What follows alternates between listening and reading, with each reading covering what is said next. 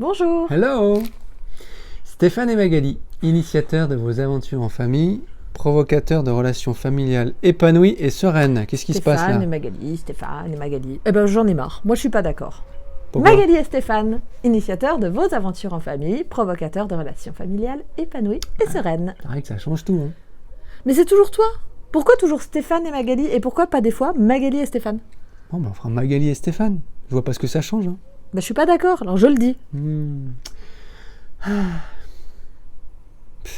N'importe quoi. Le désaccord entre parents.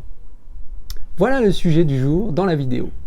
Vous avez vu, hein, ça mérite limite un Oscar. Ça, c'était une mise en scène de top niveau quand même. Hein. Top niveau. Ah ouais. Bientôt au Festival de Cannes. Yes! Effectivement, ne pas être d'accord avec son conjoint, c'est naturel. Et je dirais même mieux, Même? c'est sain. Bah oui, heureusement, on a chacun nos avis, on a chacun nos opinions. Donc, naturellement, On n'est pas toujours d'accord. c'est pas toujours la même chose, on n'est pas toujours d'accord. Ça, c'est vrai. Alors, effectivement, ne pas être d'accord, c'est une chose. Mais le montrer devant les enfants, ça, c'est autre chose. Et oui, là, ce qu'on veut partager aujourd'hui avec vous, c'est les pièges dans lesquels il ne faut pas tomber. Alors, certes, on a le droit, et c'est quelque part presque un devoir, parfois, de ne pas être d'accord. Par contre, eh bien, c'est pas à faire devant les enfants. Ce qui n'est pas à faire devant les enfants, c'est se contredire, c'est s'opposer à son conjoint et le discréditer. Voilà, je cherchais le petit mot. Et oui, pourquoi? Parce que faites confiance aux enfants pour bien sentir très vite, très jeune, la petite faille qu'il y a là derrière et pour justement en jouer derrière. Vous connaissez l'adage diviser pour mieux régner, décidément. Eh bien, sachez que les enfants l'ont vite compris et qu'ils sauront l'utiliser à votre désavantage. Donc, restez unis face à eux, mais pour autant, affirmez votre désaccord en tête à tête. Ouais, c'est ça. C'est-à-dire qu'il y a un temps pour chaque chose.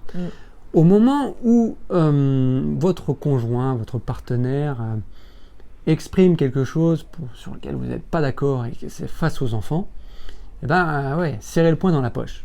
Et essayez vraiment, même si c'est très compliqué, on est bien d'accord, hein, essayez vraiment de reporter à plus tard cette conversation entre adultes en aparté pour mettre les choses sur la table et faire le point de la situation.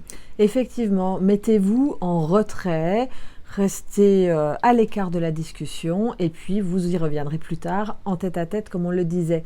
Sachez que ces désaccords, ils sont naturels parce que vous n'avez pas eu la même éducation, vous n'avez pas la même histoire, le même vécu. Et donc, on a tendance à reproduire ce qu'on connaît. Et peut-être que ça peut être surprenant, choquant, déroutant parfois pour notre conjoint.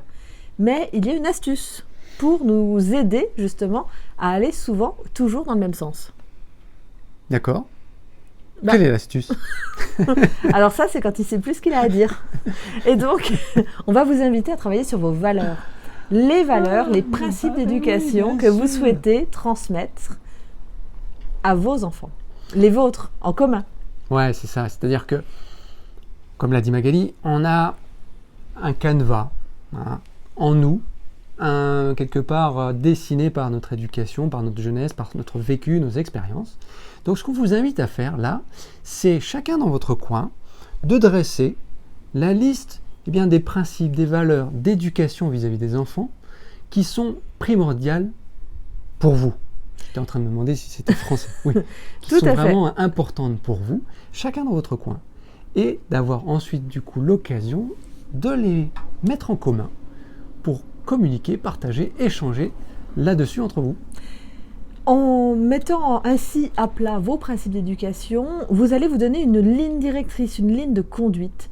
Et donc, quand vous partagerez quelque chose avec vos enfants, vous aurez toujours cette ligne de conduite qui guidera votre discours. Ainsi, vous allez éviter, ou du moins réduire, le nombre de désaccords entre vous deux.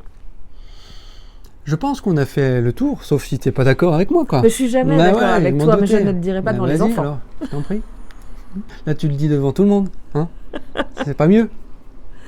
Non, on espère vraiment que cette astuce vous aidera et Prenez du temps aussi pour vous, parents, entre vous, pour échanger, pour discuter des sujets importants avant d'aller en parler avec les enfants. Ça évitera peut-être parfois quelques confrontations houleuses.